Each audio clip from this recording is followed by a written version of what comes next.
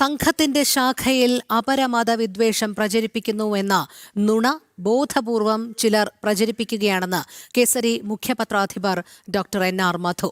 ക്രൈസ്തവ സമൂഹം ബി.ജെ.പിയുമായും ആർ.എസ്.എസുമായും അടുക്കുന്നുവെന്ന ഭയത്തിൽ നിന്നാണ് ഇപ്പോഴുണ്ടാകുന്ന കടന്നാക്രമണമെന്നും എൻ.ആർ. മധു കോഴിക്കോട് പറഞ്ഞു.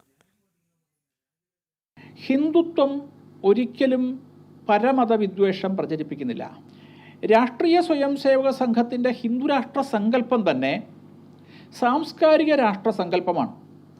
അതൊരു തിയോക്രാറ്റിക് സ്റ്റേറ്റ് അല്ല, മതാധിഷ്ഠിതമായ രാഷ്ട്രമല്ല.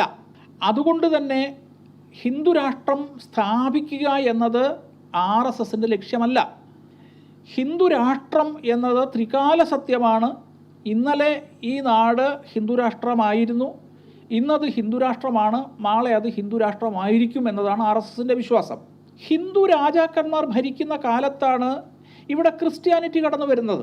ഇപ്പോൾ പാലാ കത്തീഡ്രൽ ഏറ്റവും നല്ല ഉദാഹരണമാണ്. ആരാണ് പാലാ കത്തീഡ്രൽ സ്ഥാപിച്ചു കൊടുത്തത്? കുംഭാനി കർത്താക്കന്മാർ എന്ന് പറയുന്ന രാജകുടുംബം. അവർ ശ്രീപോർക്കലി ഭഗവതിയെ ഉപാസിക്കുന്നവരാണ്. കേരളത്തിലെ ആദ്യത്തെ മുസ്ലിം ദേവാലയം, ഇതെല്ലാം സ്ഥാപിച്ചു കൊടുത്ത പാരമ്പര്യം. അതൊന്നും നമ്മുടെ ഭരണഘടനയും മതേതരത്വം ഉള്ളതുകൊണ്ട് നടന്നതല്ല. അത് ഹിന്ദുവിൻ്റെ ഒരു പൊതു സമീപനമാണ്. രാഷ്ട്രീയ സ്വയംസേവക സംഘത്തിൻ്റെ ശാഖയിൽ പരമത വിദ്വേഷം പഠിപ്പിക്കുന്നുവെന്ന് ബോധപൂർവം പ്രചരിപ്പിക്കുകയാണ്.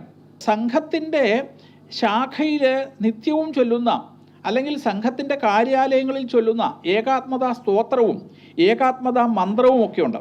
അതിലെ ഏകാത്മതാ സ്തോത്രത്തിൽ ജൈനാഗമാ ത്രിപിടക ഗുരുഗ്രന്ഥസദാങ്കിര എന്ന് പറയുകയാണ്. ജൈനന്മാരുടെ പുണ്യഗ്രന്ഥത്തെയും ഗുരുഗ്രന്ഥ സാഹിബിനെയും സിഖുകാരുടെ ഗുരുഗ്രന്ഥ സാഹിബിനെയും ഒക്കെ അനുസ്മരിക്കുകയാണ്.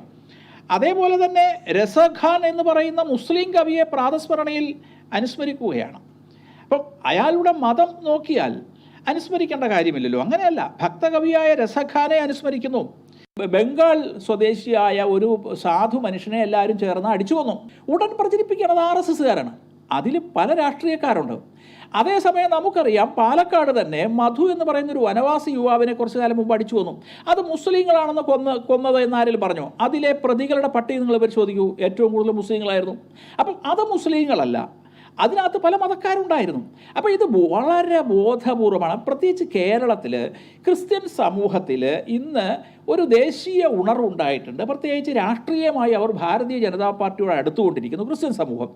ഈ അടുപ്പത്തെ തകർക്കാൻ വേണ്ടി വളരെ ബോധപൂർവമായിട്ട് ഇത്തരം സംഭവങ്ങൾ ഉണ്ടാക്കുകയാണ്.